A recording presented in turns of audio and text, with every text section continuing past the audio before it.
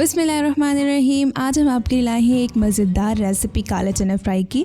इस डिश में लजीज मसाले और काले चने की टेस्ट का परफेक्ट कॉम्बो है। कुकिंग को सब्सक्राइब करें और चलें शुरू करते हैं इस मज़ेदार डिश की तैयारी। पहले एक पैन में 2 से 3 टेबल स्पून ऑयल गर्म करें। अब इसमें हाफ टी स्पून ज़ीरा डालें और अच्छे से मिक्स करें। फिर 3 से 4 लहसुन के क्लोव्स और थोड़ा सा अदरक डालें और अच्छे से भूनें। इसमें 2 से 5 फाइनली चॉप्ड हरी मिर्च और 2 से 3 कटे हुए प्याज डालकर अच्छे से मिलाएं और मीडियम फ्लेम पर 2 मिनट तक पकाएं। अब इसमें 2 कटे हुए टमाटर डालें और 1 मिनट तक चलाते हुए पकाएं।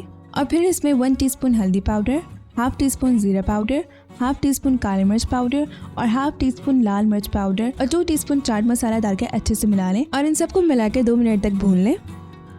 अब इसमें शामिल करेंगे काला चना जो कि मैंने रात को भिगोकर छोड़ दिया था और फिर इसे उबाल लिया। अब इसमें 1 टीस्पून नमक डालें और 2 से 3 मिनट तक भूनें।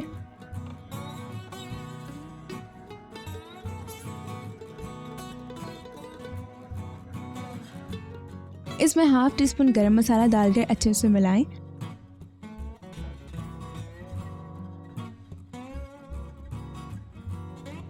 अब इसे कवर करके मीडियम आंच पर 2 से 3 मिनट तक पकाएं।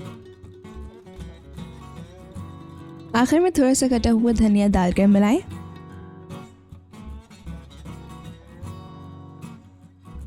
और यहाँ पे काला चना फ्राई तैयार है। अब सर्व करें और मज़े से एंजॉय करें।